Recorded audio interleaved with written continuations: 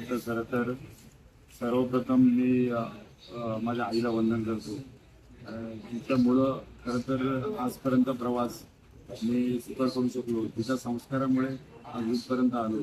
त्यानंतर माझ्यावर संस्कार केलेली माझी शाळा असेल, माझं विद्यालय, महाविद्यालय असेल, हे सगळे शिक्षक असतील आणि अर्थात स्वामी समर्थ महाराजांचा आशीर्वाद घेऊन खरं तर विविध संकटांवर मात आजपर्यंत केली.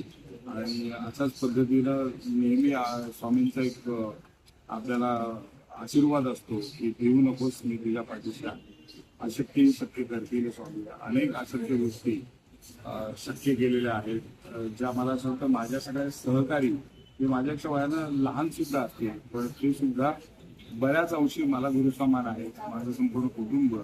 अर्थात राजकारणामध्ये एक अशी व्यक्ती मी बघितली, खरं तर मी 11वी-12वीला होतो आणि तेव्हा गाडीवाले बाबा आम्ही त्यांना म्हणायचो, ते धर्मवीर आनंद दिघे साहेब, त्यांच्याकडे बघून खरं तर समाजसेवेचा उघडत ज्यांच्यामुळे घ्यावंसं वाटलं त्यांना आज नमन करतो.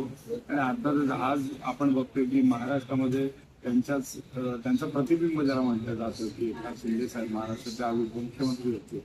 राजकारणामध्ये सुद्धा समाजकारण शोधण्याचा जो त्यांचा स्वभाव आहे, त्यांना सुद्धा आज गुरुपौर्णिमेनिमित्त मी वंदन करतो. आणि मला असं वाटतं समाजामधल्या अशा अनेक गोष्टी आहेत वेगवेगळ्या. परिस्थिती सगळ्यात महत्वाचं म्हणजे हा माझा गुरु आहे.